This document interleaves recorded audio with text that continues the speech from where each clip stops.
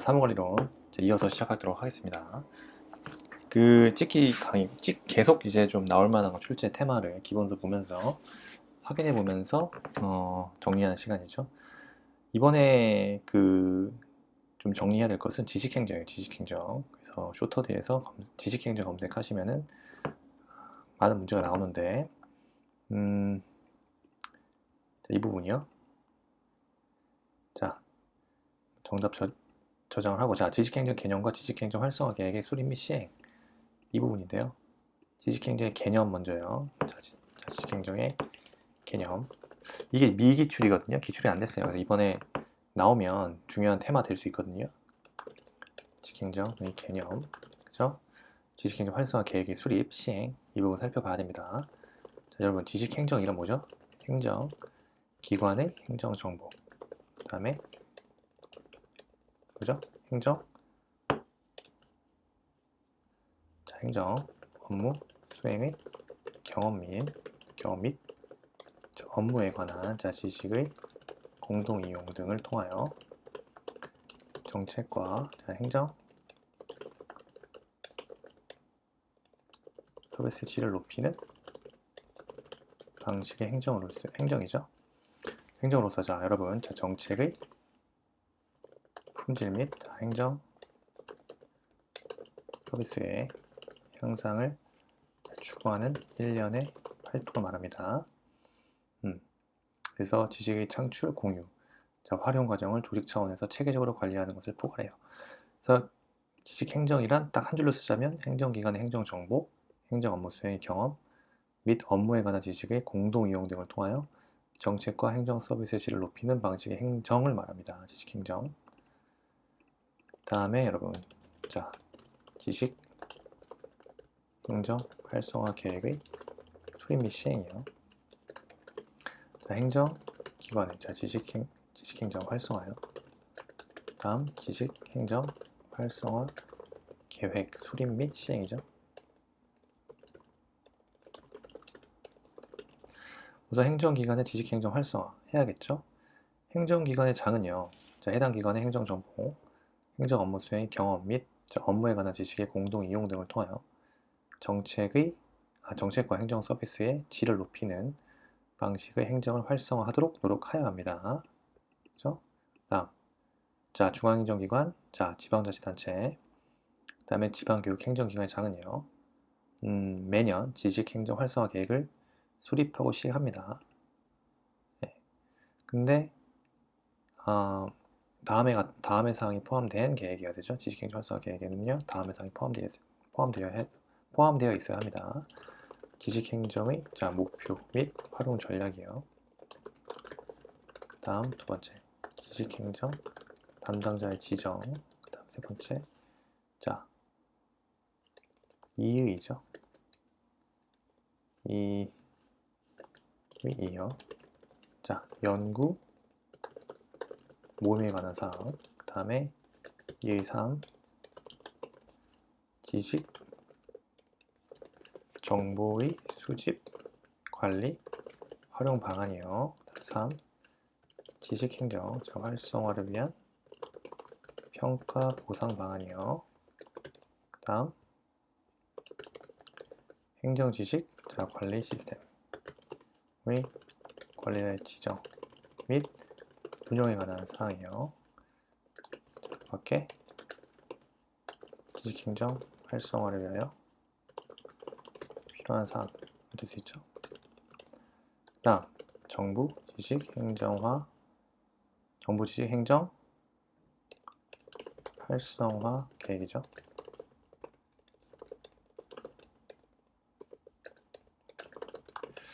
행안부 장관은요, 행정기관 지식행정 활성화를 위하여 다음 사항을 포함하는 정부 지식 행정 활성화 계획을 매년 수립합니다.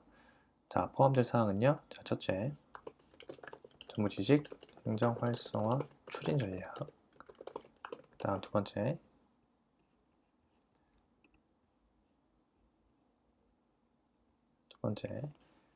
행정 지식 관리 시스템. 정부 통합 지식 정보 통합 지식 행정 시스템 운영 및 활용 실태 점검, 평가에 관한 사항이에요. 그 다음 세 번째, 지식행정, 우수 사례, 발굴, 포상에 관한 사항이에요. 그 다음 분야별 전문가, 자 지리에 변하는 운영 방식 등 전문 지식 활동 활용 촉진에 관한 사항. 그 밖에 정보 지식 행정 활성화를 위한 필요한 지원 등에 관한 사항 등입니다. 매년 계획 수립해야 돼요. 행안부 장관은 행정기관의 지식 행정 활성화를 위해서 다음과 같은 그죠? 사항을 포함하는 정부 지식 행정 활성화 계획을 매년 수립 시행합니다. 자, 이 부분 중요하다고 봤고요. 지식 행정. 네. 정리해야 돼요. 이거 지식 행정. 지식 행정의 구성 요소, 그죠? 이런 것들 중요할 수 있겠네. 지식 행정의 구성 요소예요. 여러분 많이 문제 등록하셔야 되고,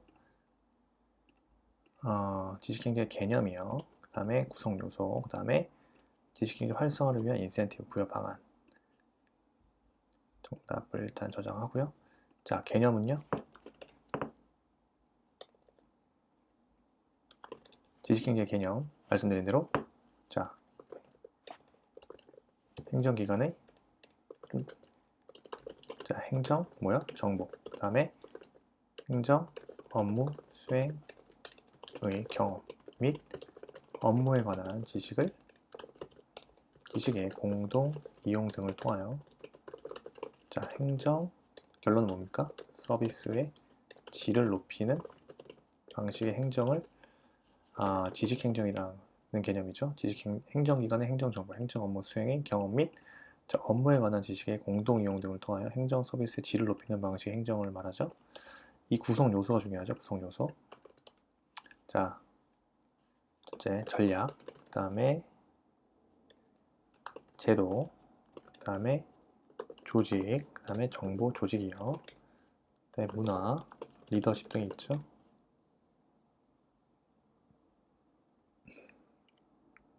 그 다음에 활동 요소로서 필요 지식 창출이요. 그 다음에 보유 지식 관리입니다. 지식행정의 구성 요소 중요합니다. 지식행정 구성 요소 전략 역시 기관의 전략 목표와 지식행정 전략과 연계, 그죠? 목표 달성을 위한 핵심 지식 창출이죠. 전략. 제도요. 지식행정의 체계적 추진과 성과 창출을 위한 법적 기반 및 지식행정 활동과 성과에 관한 평가 보상 체계겠죠. 조직이요. 범정부적 지식행정 추진 체계 및 기관별 지식행정 전담 인력 등 정보 기술이요. 정보 기술.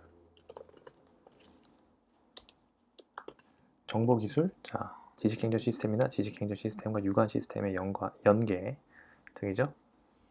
그 다음에 문화요. 지식행정에 대한 인식, 그죠? 구성원, 능률적, 자율적 참여 이런 것들. 리더십, 기관장의 지식행정에 대한 열정, 지원 등이죠. 그 다음 활동 요소, 필요 지식 창출이죠. 새로운 문제가 발생 시 문제를 인식하고 문제 해결에 필요한 지식을 창출해내야겠죠. 이를 실행하는 활동들을 말합니다. 지식행정. 보유 지식에 대한 관리요. 창출된 지식을 수집하고 체계적으로 분류해서 조직 내외와 공유하는 활동입니다. 이거는 두 문자를 따서 외워야 됩니다. 전제, 전략, 제도, 조정, 조직, 정보, 문리, 문화, 리더십, 필보, 필요지식 창출, 보유지식 관리. 전제, 조정, 문리, 필보, 그죠? 전략제도,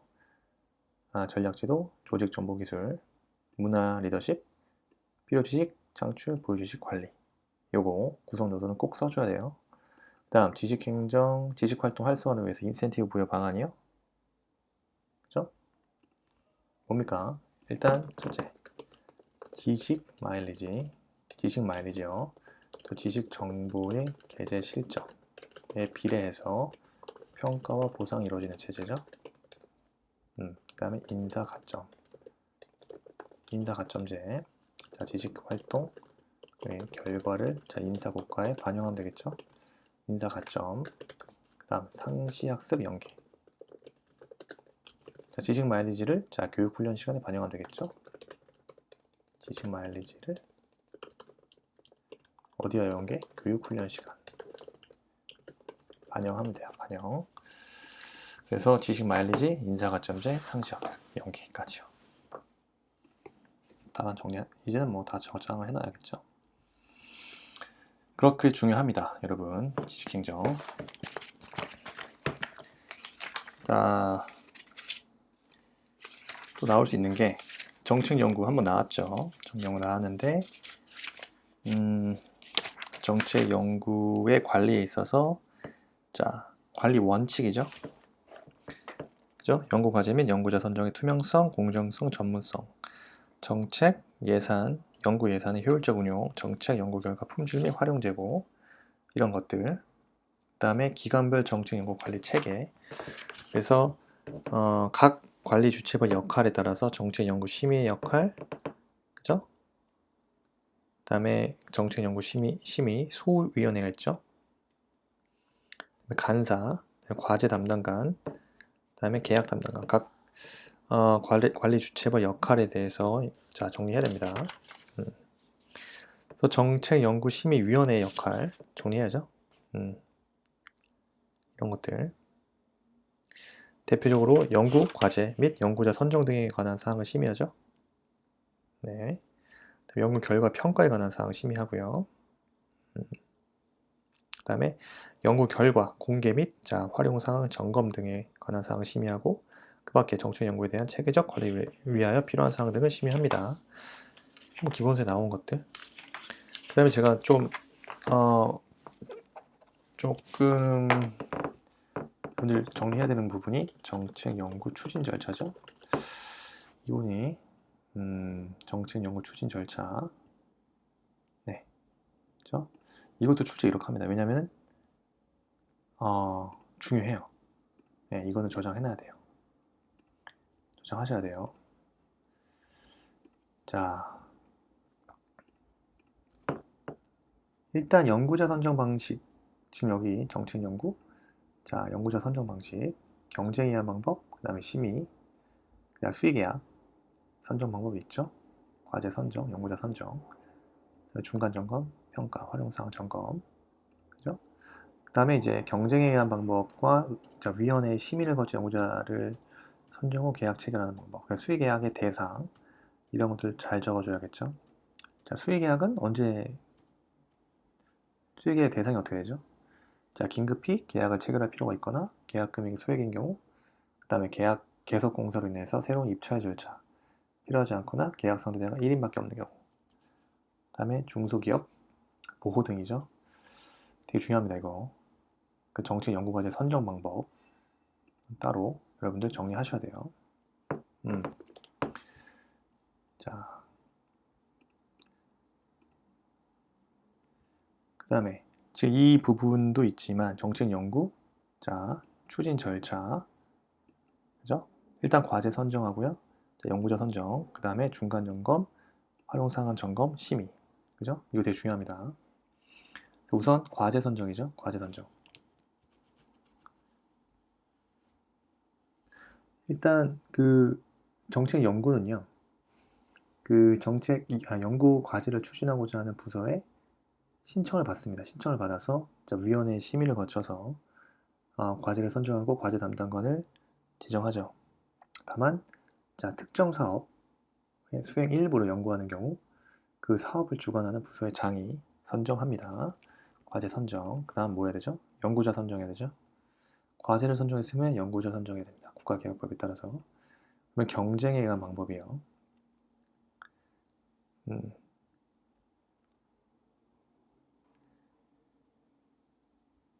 혹은 위원회의 심의, 그죠? 수의계약 시 위원회의 심의를 거쳐서 연구자를 선정하고 계약을 체결하고 계약 결과를 어떻게 합니까? 공개하죠. 계약 결과는 공개합니다. 그 다음 중간 점검, 평가 및 공개요.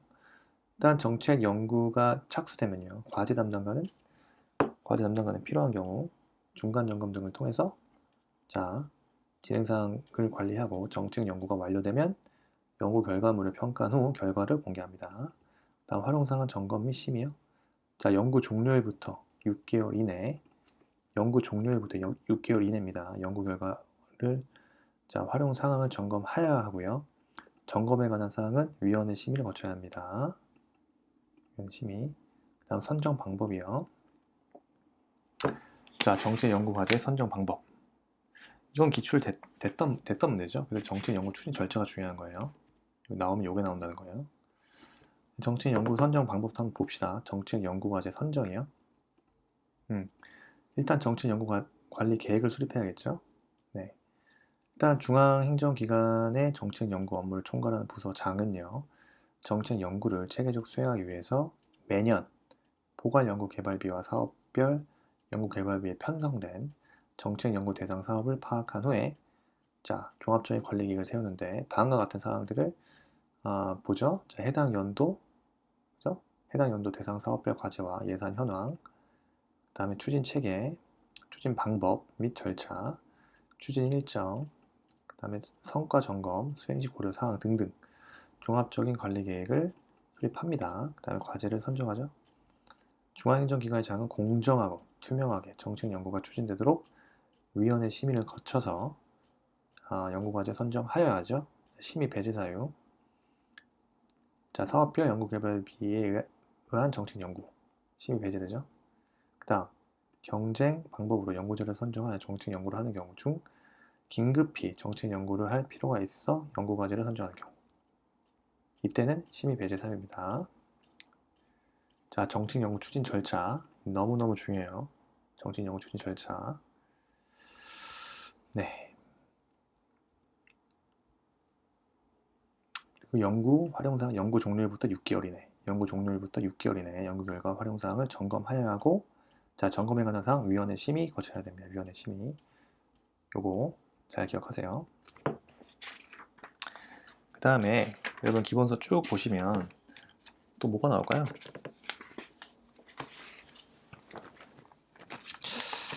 뭐가 나올까요? 그리고 연구 자 이것만 나올 수도 있을 것 같다. 지금 자 이것만 나올 수도 있습니다. 여러분 이 부분 하나 여기서 나온 김에 정리하죠. 자 수의계약에 의한 연구자 선정이에요. 일단 자 수의계약의 대상 문제 중요하죠. 그 다음 목차 이발 약수로 나오면 이 정도 써줘야 돼요. 수의계약 대상이랑 연구자에 대한 자 위원회의 심의요. 심의.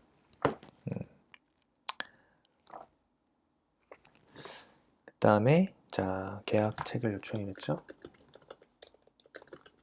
계약 체결 요청. 관계 서류를 첨부해서 계약 체결 요청합니다.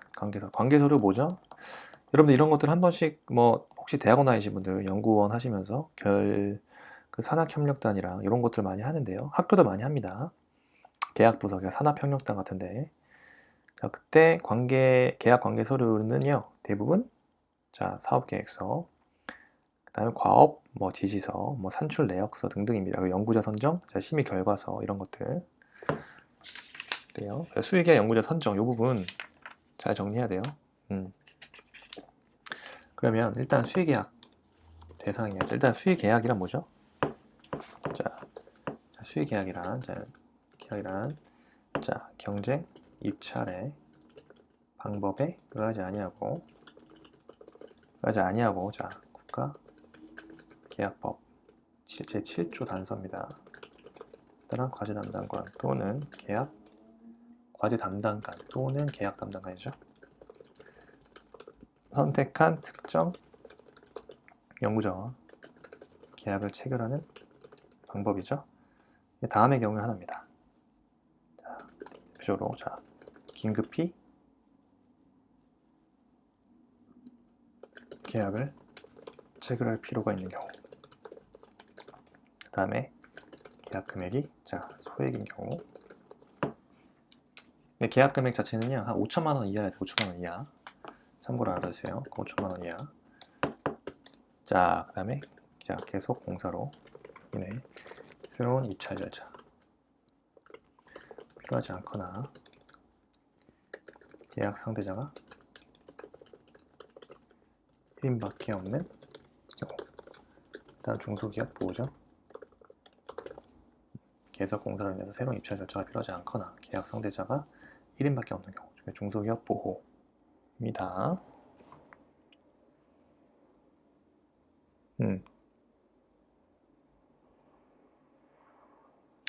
그래서 이런 거죠. 뭐 특정인과 학술 연구 등을 위한 자 용역 계약이나 그 추정 계약이 자 5천만 원 이하인 용역 계약 또는 경쟁 입찰 및 재공고 입찰 결과 참가 자격을 갖춘 자가 1인밖에 없는 경우죠. 이런 경우 그때는 수의계약이 가능하고요. 자, 수의계약 체결을 하면요. 계약 담당 공무원은 자, 그 내용을 소속 중앙행정기관의 장에게 보고를 합니다. 그리고 각 중앙행정기관의 장은 감사원에 통지를 하고요. 연구자에 대한 위원회 심의를 해야겠죠. 그냥 막 계약하면 안 되잖아요. 일단 정책 연구 추진 시에 자, 수의계약으로 자, 연구자 선정할 때에는요. 계약 체결 전에 여러분 핵심이죠. 계약 체결 전에 자, 위원회를 개최해야 되죠. 필요죠. 개최죠. 다음 사항을 심의한 후에 개최하여 심의한 후에 심의 자, 결과서를 작성해야 됩니다. 첫째, 심의 사항은 다음과 같죠? 자, 연구자 선정을 위한 계약 방법이 적정했는지, 적합한가, 이런 것들. 그 다음에 연구자 연구 수행을 위한 전문 능력. 자, 연구자는 연구 수행을 위한 자, 전문 능력을 갖췄는지, 추구했는지. 그 다음에 세 번째요. 연구자가 제안한 자 뭐죠? 연구 계획은 자 정책 연구의 목적에 부합하는지. 넷째, 자 연구자가 제안한 연구 계획은 타당한지 또 실현 가능한지. 그 다음에 다섯 번째요. 연구자가 제안한 연구 계획은 연구자가 제안한 책정한 연구비는 적정한지. 다음 여섯 번째요. 그 밖에 연구자가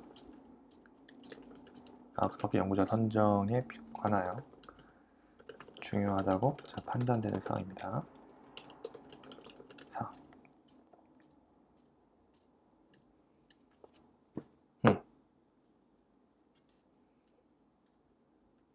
그러면 이제 세 번째 계약책을 요청하겠죠. 자, 위원회에서 자 연구자가 선정되면요. 연구자 선정되면 자 계약 부서에 정책, 자 연구 과제에 대한 자, 사업 계획서 등 계약 관계 서류를 첨부하여 계약 체결을 요청한다. 이게 수의계약에 의한 연구자 선정 방식입니다. 중요하죠? 단문으로 얼마든지 출제 가능한 문제다. 20점짜리로 그죠? 수의계약에 대한 개념이요. 경쟁 입찰 방법에 의하지 아니하는 방법이죠. 과제 담당관 또는 계약 담당관 선택한 특정 연구자와 계약을 체결하는 방법. 근데 대상, 긴급히 계약을 체결할 필요가 있는 경우. 계약 금액이 소액 5천만 원 이하. 그 다음에 계속 공사로 인해 새로운 입찰 절차가 필요하지 않거나 계약 상대자가 1인밖에 없는 경우. 중소기업을 보호할 필요가 있는 경우 등입니다. 여러분은 반드시 연구자에 대한 위원회 심의가 있어야 된다는 거죠. 계약 체결 전에 위원회를 개최하여 심의한 후 심의 결과서를 작성해야 합니다. 그죠? 정책 연구 추진 시 자, 수의계약으로 연구자를 선정할 때 반드시 계약 체결 전에 위원회를 개최하여야 하고 심의한 후 심의 결과서를 작성해야 합니다. 그죠? 그때 심의 사항은 연구자 선정을 위한 계약 방법이 적합한지, 연구자는 연구 수행을 위한 전문 능력을 갖추고 있는지, 자, 연구자가 제안한 연구 계획은 정책 연구의 목적에 부합하는지, 자, 연구자가 제안한 연구 계획은 그 타당성, 실현 가능성이 있는지, 연구자가 책정한 연구비는 적정한지, 그 밖에 연구자 선정에 관한 중요하다고 판단되는 사항입니다. 계약 체결 요청, 그죠? 위원회에서 자, 연구자가 선정되면 기획부서 정책 연구 과제에 대한 사업 계획서 등 계약 관계 서류를 첨부하여 계약 체결을 요청하면 됩니다. 네, 문제 저장하고요. 여러분들 또 뭐가 나올까요? 영상회의는 나왔었죠. 이번엔 과감히 정부 영상회의 시스템. 코로나가 또 나오려나? 나왔던 문제 일단 패스합니다. 뭐가 나올까요? 행정업무 관리 파트. 행정업무 관리 파트. 이때 중요한 거 업무의 인수인계. 업무 인수인계 중요하죠. 그 다음 업무 편람. 업무 편람. 중요합니다. 업무 편람. 정책 실명제는 2019년도에 나왔고요. 업무 편람 혹시 나오지 않을까요? 개념. 그죠?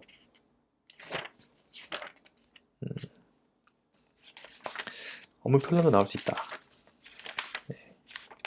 그 다음에 정책관리, 정책 실명제 중점관리 대상 작년에 나왔죠? 뭐 주요 국정 현안, 대규모 예산이 투입되는 사업, 일정 규모 이상의 연구 용역 등등.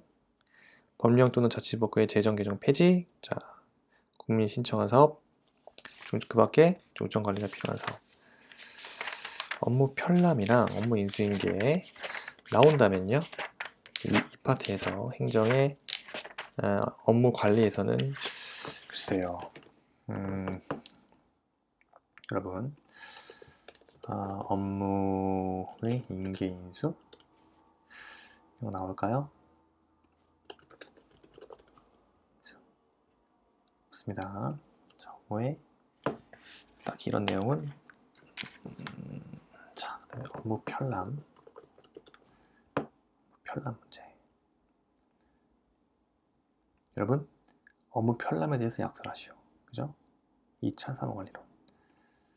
왠지 이 부분도 나올 수도 있겠다. 그래서 문제를 꼭 저장하시고요. 자, 업무 편람에 대한 개념. 여러분 정리할까요? 나올 수도 있으니까. 네, 업무 편람에 대한 개념. 1번 개념이요. 그 다음에 종류. 행정 편람, 직무 편람. 개념, 종류. 이렇게만 써도 된다. 이거 기출되지 않았습니다. 업무 편람. 나올 수 있어요. 그래서. 그 업무 편람의 개념이요.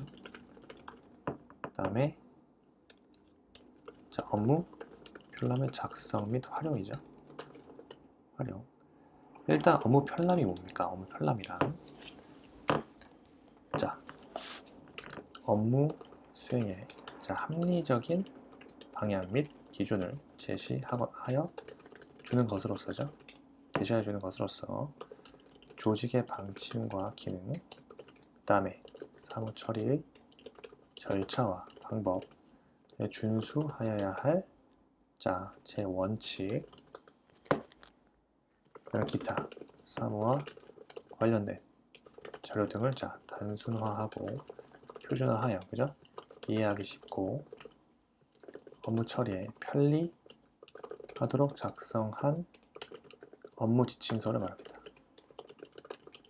다시 업무 편람이란 자, 업무 수행에 자, 합리적인 방향 및 기준을 제시하여 주는 것으로서 조직의 방침과 기능, 사무 처리의 절차와 방법, 준수하여야 할 원칙, 제원칙, 기타 사무와 관련된 자료 등을 단순화하고 표준화하여 이해하기 쉽고 업무 처리에 편리하도록 작성한 업무 지침서를 말하죠. 자, 업무 편람의 작성과 활용이에요. 자, 행정기관이 자, 여러분 행정기관이 이때 언제 하죠? 상당기간. 자, 상당기간에 걸쳐서 반복적으로 하는 업무는요. 그 업무의 처리가 표준화, 전문화 될 수 있도록 될 수 있도록 업무 편람을 작성하여 활용하는 것을 원칙으로 하죠. 그 다음 업무 편람의 종류. 업무 편람의 종류는요, 일단 두 가지죠. 행정기관에서 발간, 배포하여 활용하는 행정 편람과 자, 부서별로 작성 활용하는 직무 편람이 있죠. 먼저 행정 편람이에요. 행정 편람은 자,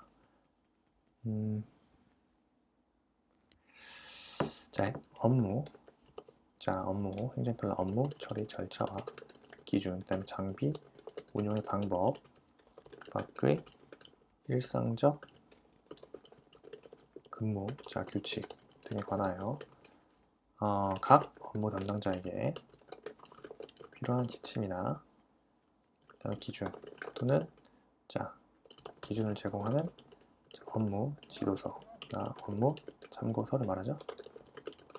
말하면 행정기관의 명의로 발간. 행정편람, 업무 처리 절차와 기준, 장비 운영 방법, 그 밖의 일상적 근무 규칙 등에 관하여 각 업무 담당자에게 필요한 지침 또는 기준 또는 기준을 제공한 업무 지도서나 업무 참고서를 말하고요. 행정기관의 명의로 발간합니다. 직무편람이요. 일단 부서별로 그 소관 단위 업무에 관한 업무 계획, 업무 현황 및 그 밖의 참고 자료 등을 체계적으로 정리하여 활용하는 업무 현황 처리나 참고처를 말하죠. 이때는 업무를 인계 인수할 때 직무 편람을 함께 인계 인수합니다. 이런 말들 중요하죠. 그래서 한마디로 직무 편람일은 정리하자면 직무 편람은 부서별로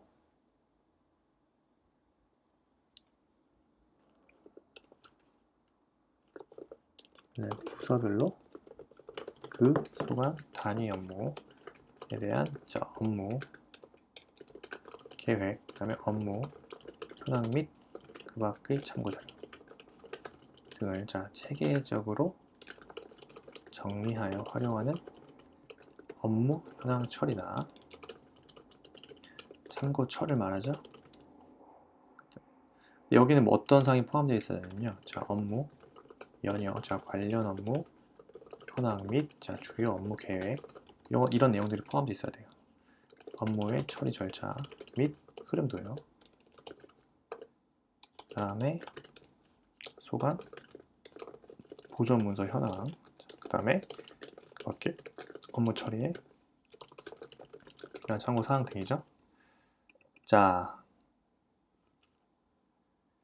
이때 중요한 거는 업무를 인계 인수할 때에는 직무 편람을 함께 인계 인수하죠.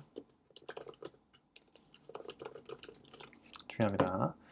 직무 편람에는 부서별로 그 소관 단위 업무에 대한 업무 계획, 업무 현황 및 그 밖의 참고 자료 등을 체계적으로 정리하여 활용하는 업무 현황 처리나 참고처를 말하는데 그 직무 편람에는 다음과 같은 내용들이 포함되어 있어야 되죠. 업무 연역, 관련 업무 현황, 주요 업무 계획, 업무 처리 절차의 흐름도, 처리 절차 및 흐름도, 그 다음에 소관, 보존 문서의 현황, 그 밖의 업무 처리에 필요한 참고사항. 당연히 인계 인수할 때 직무 편람이 함께 인계 인수하여야 합니다. 직무 편람을 함께 인계 인수해야 된다. 업무 편람도 안 나왔습니다. 그래서 만약에 이 파트에서 나온다 그러면은 업무 편람 나올 수 있다. 딱 20점 내기 좋지 않아요? 낼 것 같은데 왠지. 그 다음에 여러분 민원 처리에 관한 법률 등이 있습니다. 민원 처리에 관한 법률. 여기도 고충민원 보셔야죠, 여러분. 고충민원. 고충민원. 민원 처리에 관한 법률 하면 딱 이번에 외워야 될 거 고충민원입니다. 고충민원 한번 찾아볼까요? 고충민원. 고충민원 처리 절차에 대해서 작성을 하시오. 그죠?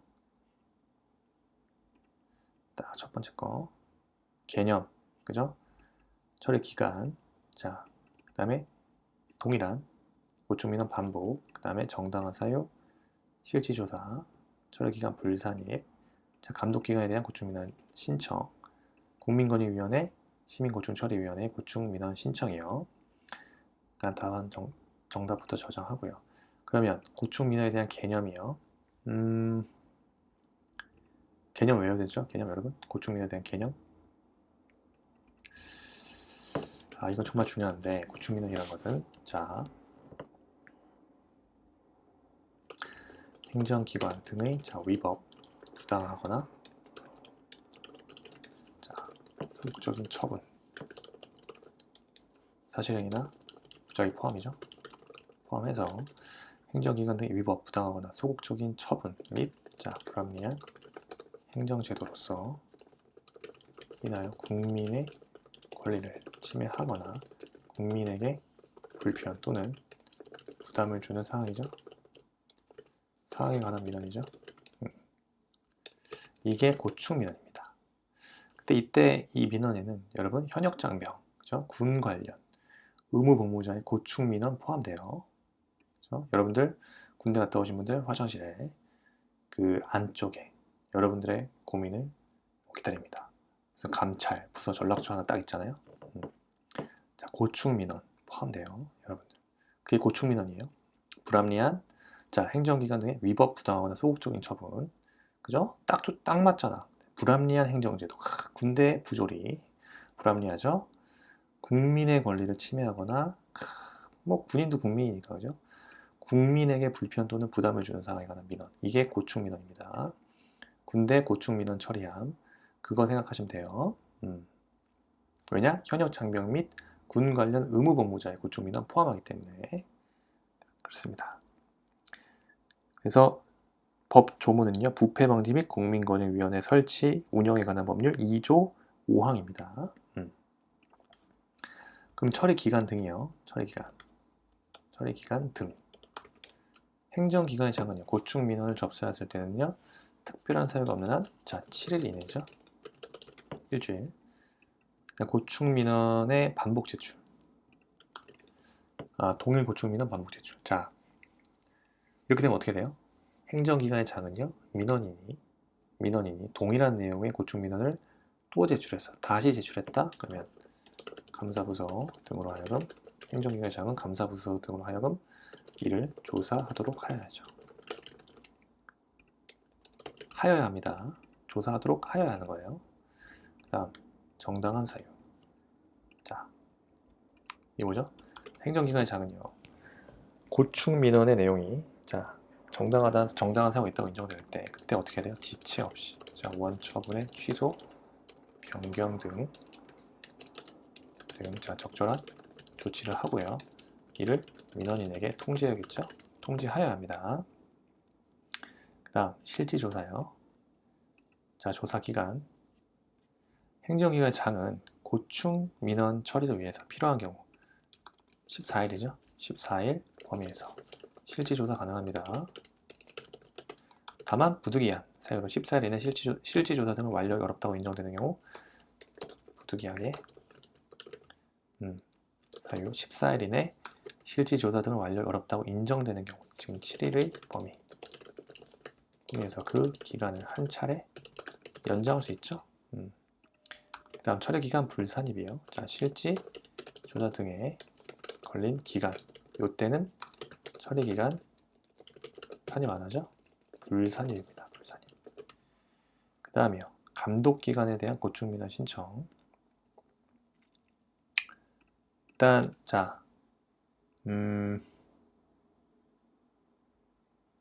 감독기관에 대한 고충민원 신청이요. 민원인은 이런 거죠. 감사부서 등의 조사를 거친 경우 고충민원 관련한 사무에 대한 지도나 감독 등의 권한을 가진 감독기관의 장이 고충민원 신청할 수 있죠. 그죠? 고충민원 신청할 수 있습니다. 그때 감독기관의 장은요, 고충민원 처리 결과를요, 소관 행정기관의 장에 통보합니다. 이 경우 소관 행정기관의 장은 특별한 사유가 없으면 결과 존중해야 돼요. 받아들여. 감독기관의 장이 했으면 그냥 받아들여야 돼요. 존중하여 적절한 조치를 하고 민원인에게 통지합니다. 그래서 대상 고충 민원. 민원인은 순서 보세요. 감독, 부서 등의 조사를 거쳐요. 그래서 거친 경우, 그 다음에 자, 누구? 고충민원과 관련해서 사무에 대한 지도 감독 등의 권한을 가진 감독기관의 장에게 고충민원을 신청할 수 있어요. 신청할 수 있습니다. 그러면 죄송합니다. 갑자기 막 기침이 노노노 안 좋아. 그럼 감독기관의 장은요, 고충민원 처리 결과를 어떻게 돼요? 고충민원이 아니죠. 미쳤나봐. 자, 고충민원 처리 결과를 소관 행정기관의 장에게 통보합니다. 통보. 그러면 소관 행정기관의 장은 특별한 사유 없으면 결과를 존중하고요. 자, 행정기관 장에 통보하면 그 결과를 존중해서 어떻게 한다? 적절한 조치를 하고 이를 민원인에게 통지합니다. 자, 국민건의위원회 또는 시민고충위원회 고충민원 신청 무방합니다. 그죠? 고충민원을 신청하거나 고충민원 신청 규정에 따라서 처리 결과를 받았더라도 받은 경우에도요. 이 결과를 다 거쳐도요. 자, 민원인은 국민권익위원회나 또는 부패방지 및 국민권익위원회 설치 운영에 관한 법률에 따른 시민고충 처리위원회 고충민원 신청 얼마든지 할 수 있습니다. 가능. 얼마든지 그렇습니다. 됐죠? 국민권익위원회까지 하실 수 있다. 그 시민고충처리위원회 고충민원 신청 하실 수 있다. 답안 저장해야겠죠, 이런 것들. 다시 쓸 시간이 없어요, 점점 여러분. 다시 쓸 시간이 없어요. 시간이 이제 정말 얼마 안 남았습니다. 그래서 민원 처리 일반 기출문제 된 거죠, 여러분. 민원 처리 논술로 나올 수 있죠. 큰 주제로 민원 신청 및 접수 절차, 그렇죠? 민원 접수, 그다음에 접수증 교부하는 거, 대표자 접수증 발급할 수 있죠. 그런 것들. 그 다음에 불필요한 서류 요구 금지하는 거, 약술령 나올 수 있죠. 근데 저라면 아직 안 나온 거 봐야죠.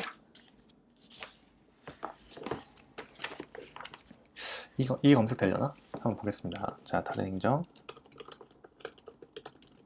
이용한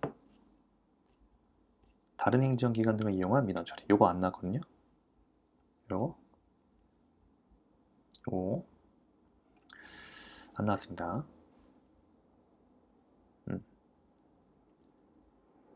요걸로 볼까요? 요 문제 안 나왔습니다. 그래서 마이 문제 등록하시면은 나중에 그냥 저장돼 있으니까 검색하시면 돼요. 목차 저장해놓고, 자, 다른 행정기관 등 이용한 민원 처리에 대해서 서술하시오. 40점. 글쎄, 이걸 40점까지 쓸 말이 있나? 하긴 40점까지 쓸 수도 있겠네요. 어마어마합니다. 이제 민원 접수 처리, 교부 절차, 이게 쓸 말이 많아. 40점 나올 수 있다 이거죠. 이게 기출이 안 됐습니다, 여러분. 자, 논술 혹은 약술 대비하셔야 돼요. 다른 행정기관 등을 이용한 민원 처리에 관하여 서술하시오. 40점. 그러면 일단 다른 행정기관 또는 특별한 규정 법인의 민원 접수 및 교부. 자,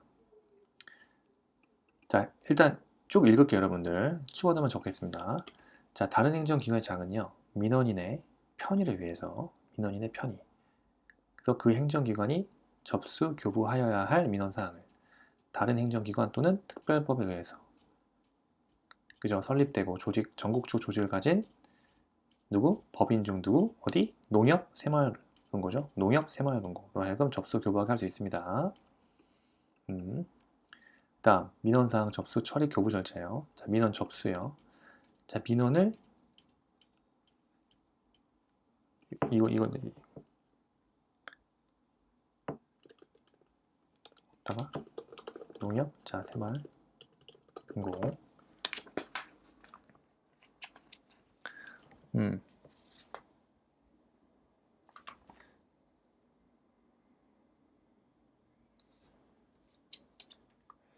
여기서 말하는 그 법인 농협 및 새마을금고를 말하죠. 네, 맞습니다. 새마을금고.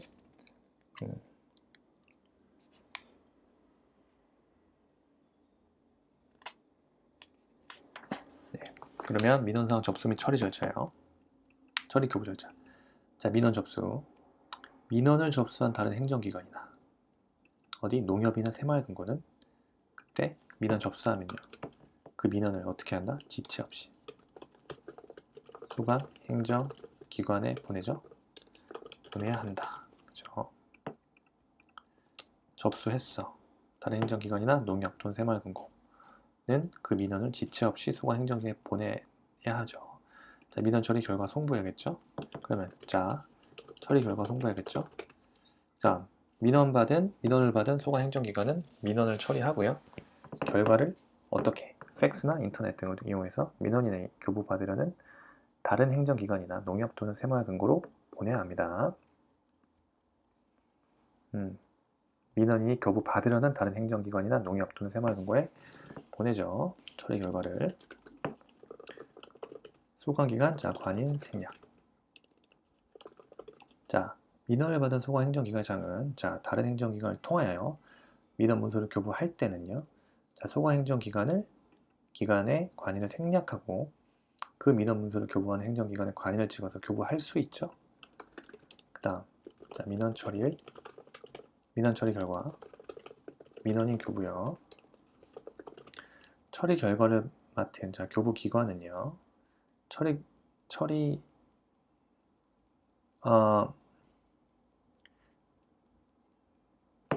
처리인과 자, 이때 민원 처리 결과 민원인 교부요. 민원 처리 결과 민원인 교부. 이때 처리 결과를 받은 교부 기관은요. 처리인과 직인을 찍어서 민원인에게 교부하여야 합니다. 그 다음이요. 교부 기간 연장. 자, 민원을 받은 소관 행정기관장은 동일한 민원인이 동시에 많은 양의 그 동일한 증명서 등 문서 교부를 신청하여 처리기간 내에 처리하기 어렵다? 그럼 20통마다 교부기간 1일씩. 이때 20통마다 1일씩 연장 가능해요. 연장하여 교부할 수 있다. 바쁘잖아. 이 정도 해줘야지. 추가 비용 납부요. 추가 비용 납부. 자, 민원인이 민원을 신청하는 경우 법령이나 훈령, 예교교지, 자치법규 등에서 정한 수수료 외에 업무 처리비 등 추가 비용을 교부기간에 내야 하겠죠? 그쵸? 접수 교부대상 민원의 고시요. 자, 다른 행정기관이나 농협, 새마을금고를 통해서 접수 처리할 수 있는 민원의 종류나 접수 교부기간 및 추가 비용 등은요. 행정안전부 장관이 자, 관계 행정기관의 장들과 협의하여 정한 후 고시해야 됩니다. 협의하여 정한 후 고시해야 됩니다. 민원의 통합 접수 교부 처리요. 당연히 다른 행정기관이나 농협, 새마을금고는 민원인이 소관 행정기관의 다른 둘 이상의 민원을 통합하여 신청했을 때 통합 접수 교부할 수 있죠. 그렇습니다. 만약에 통합하여 접수된 민원은 그 민원의 소관 법령에 따라 자, 소관 행정기관에 각각 접수된 것으로 봅니다. 각각 접수된 것으로 봐야죠. 자, 이 경우 통합하여 접수한 민원 중 다른 민원 처리를 위해 선행적으로 완결되어야 하는 민원이 있는 경우 그 선행 민원이 완결되는 데 소요한 기간은 자, 다른 민원의 처리 기간에 산입하지 않습니다. 그 다음에요. 민원 접수, 교부, 임직원 공무원 준용이에요. 민원을 접수, 교부하는 법인의 임직원은요. 형법이나 그 밖의 법률에 따라 벌칙을 적용할 땐 공무원이다. 불리하면 공무원이다 이거죠. 이것도 여러분 다른 행정기관 등을 이용한 민원 처리에 대해 서술하시오. 나올 수 있다. 네, 정답. 이거는 저장해놔야 돼요. 구축민원 처리기간 봤고요. 지금 저는 제가 책에다가 좀 나올 만한 것들만 좀 따로 보고 있거든요. 자, 그 다음에요. 민원 문서 보안에 있어요. 민원 문서 보안 여러분들 이거 별표 쳐져 있겠죠? 네, 민원 문서 보안 이거 기출되지 않았기 때문에 나올 수 있다. 이 정도만 더 보면 돼요. 민원 문서 보완이요.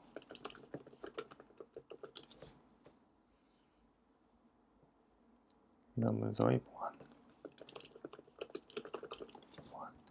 안 나오나요? 민원 문서의 보완.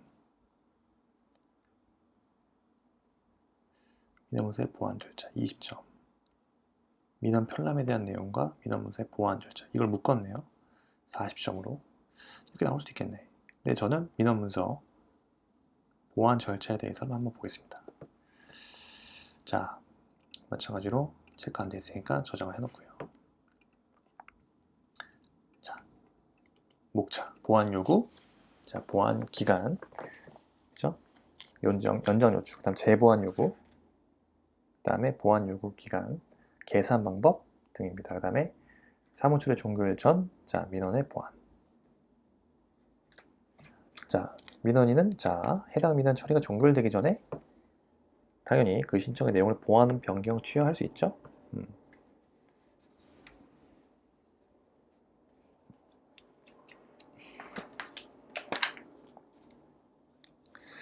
민원 문서 반려 이 정도 추가해 주면 되겠네. 이 부분이요. 자, 보완 요구 보겠습니다. 자, 정답 보고요. 자, 보완 요구. 이거 기출 안 됐습니다. 일단 행정기관의 창은요. 자, 접수한 민원 문서에 보완이 필요한 경우, 자, 상당한 기간을 정해서 지체 없이 민원인에게 보완을 요구할 수 있죠. 이때 보완 요구 방법이요. 보완 요구의 방법. 어떻게 하죠? 문서 또는 구술로 등용합니다. 구술 등의 방법. 특별히 요청이 있다. 민원인의 특별한 요청. 이때는 어떻게 한다? 문서로 합니다. 요구 시한이요. 요구 시한. 보완의 요구는요. 자, 민원 문서를 접수한 때부터 8근무시간 이내 하여야 하고요. 현지 조사 등으로 정당한 사유로 8근무시간이 경과한 후 보완을 하여야 할 사항이 발견된 경우 즉시 보완 요구를 해야 됩니다. 자, 보완기간 연장 요청이요. 자, 보완 요구를 받은 민원인이 자, 보완 요구를 받은 기간 내에 보완할 수 없는 이유로, 할 수 없음을 이유로 보완에 필요한 기간을 분명하게 밝혀 기간 연장 요청을 했다. 이를 고려해야죠. 고려하여 다시 보완 기간을 정합니다. 이 경우 민원인의 기간 연장 요청은 2회 하나입니다. 2회에 하나다. 그죠? 재보완 요구요. 재보완 요구. 자, 뭐죠? 자, 행정기관의 장 민원인이 보완 기간 내에 자, 민원 문서를 보완하지 아니했다. 그러면 10일 이내 기간을 정해서 다시 보완 요구할 수 있습니다. 자, 보완 기간 네, 자, 민원 문서를 보완을 하지 않는 경우 10일이요.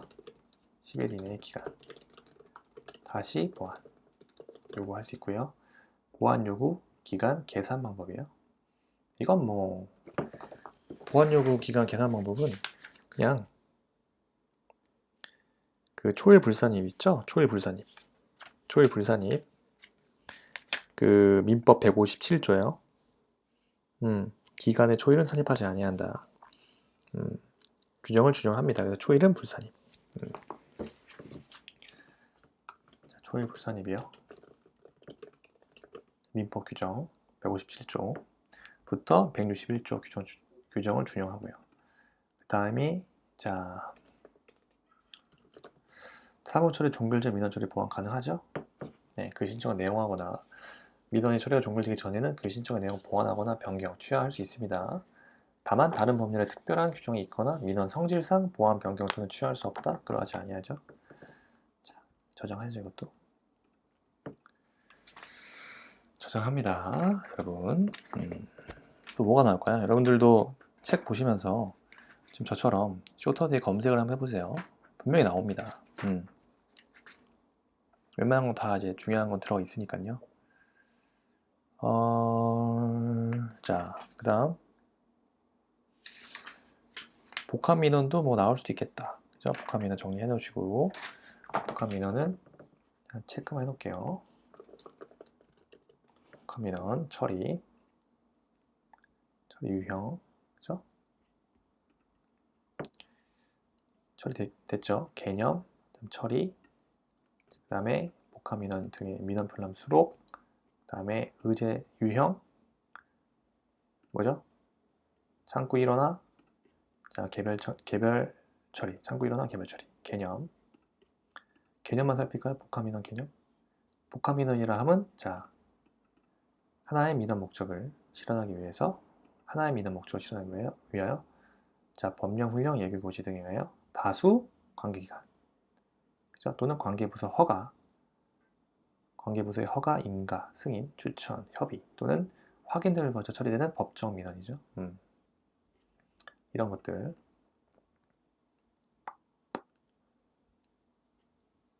자, 유형은 의제 처리와 창구 일원화, 개별 처리 가능하다는 거죠.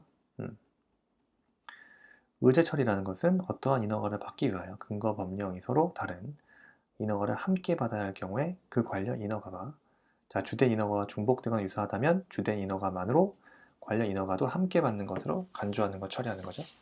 창구 일원화, 그죠? 창구 일원화는 것은, 자, 주된 인허가와 관련되어 있는 인허가의 접수를 모두 받도록 하되, 자, 민원인이 일일이 담당 부서별로 직접 찾아다니지 않죠.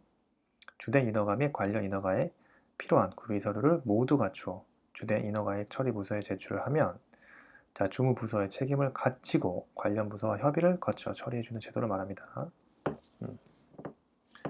그렇죠? 그래서 복합민원 처리 중요하죠. 민원 1회 방문 처리 제도 중요해요. 민원조정위원회 중요하죠. 그 다음에 이의신청, 거부청구에 대한 이의신청, 2회 논술 기출이었죠. 2회 논술 기출.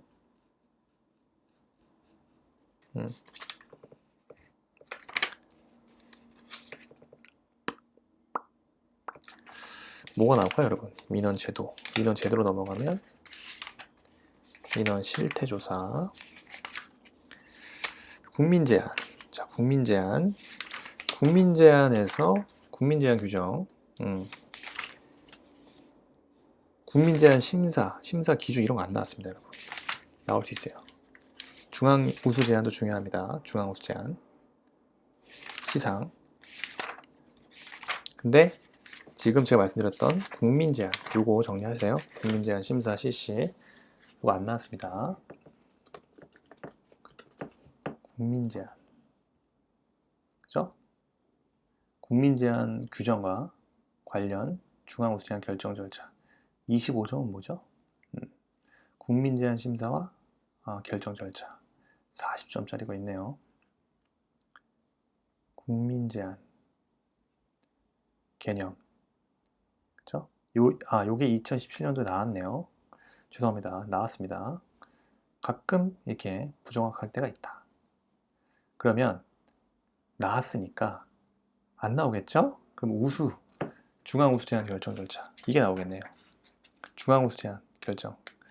요게 나올 수 있겠네요. 요것만 이제 마무리하면 이제 다 대부분 정리된 겁니다. 대부분 이제 나올 만한 거 다 정리되는 거예요.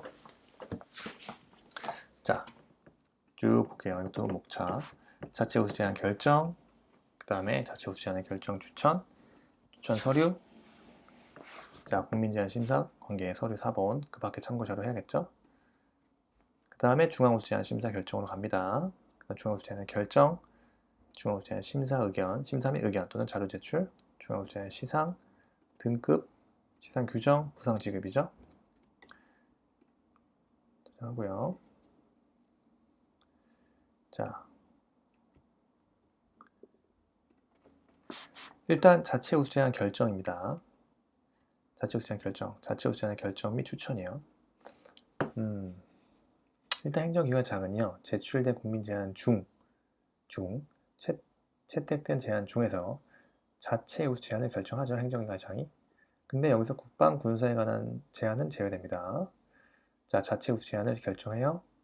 누구한테 추천하죠? 행정안전부 장관.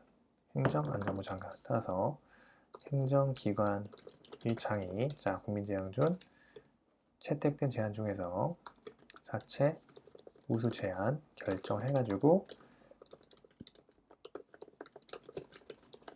추천 때리는 거예요. 자체 우수 제한 추천 서류예요. 자체 행정기관의 장은요, 자체 우수 제한 추천할 때, 자, 국민제한 심사관계 서류 4번이랑 참고 자료 등을 첨부합니다. 첨부해요. 그러면 중앙우수 제한 심사 결정이에요.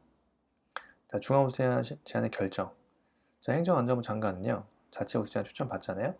그러면 어떻게 돼요? 중앙 우수 제한. 자, 심사위원회가 있습니다. 심사위원회 심의를 거치죠. 그럼 그 내용 심사해요. 그러면 중앙우수 제한 채택 여부, 중앙우수 제한으로 채택 여부, 채택할지 여부 및 창안 등급이요. 창안 등급 결정하고 자체 우수 제한 추천한 행정기관의 장에게 마찬가지로 통보합니다.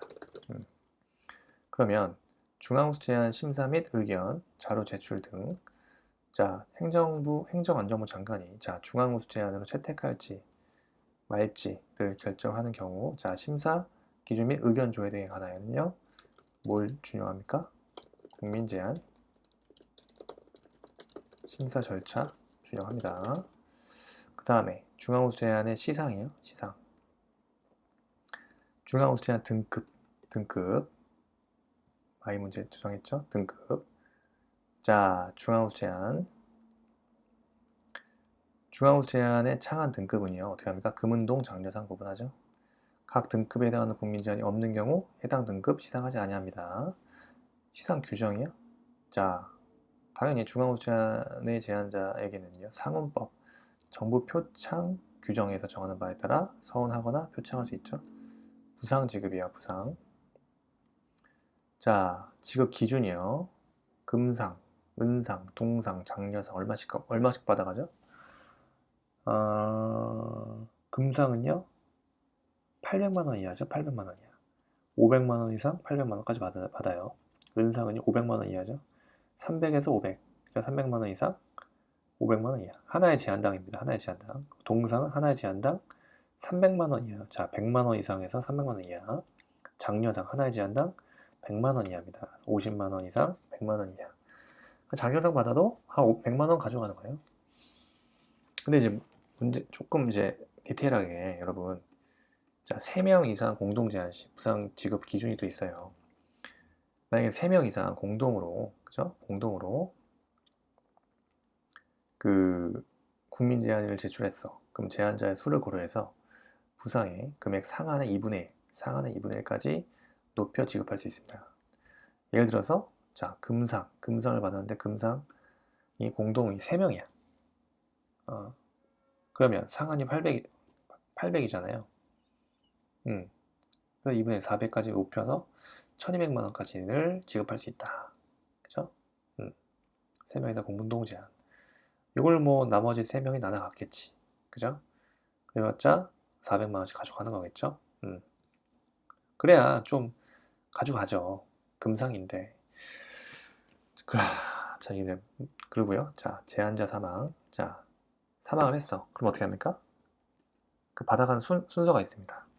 순위 달라요. 중앙우수 제한자가 사망한 경우 부상은요. 일단 제한자가 지정한 자가 1순위고요. 없어? 그러면 이제 상속인이 가져갑니다. 제한자가 지정한 자, 그 다음 상속인 순이에요.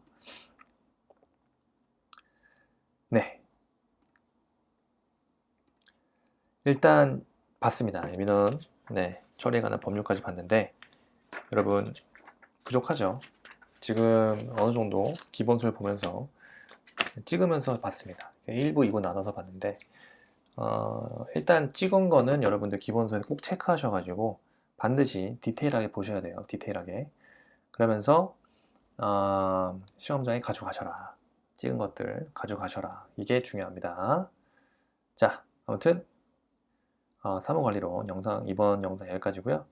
자, 수고 많으셨습니다. 감사합니다.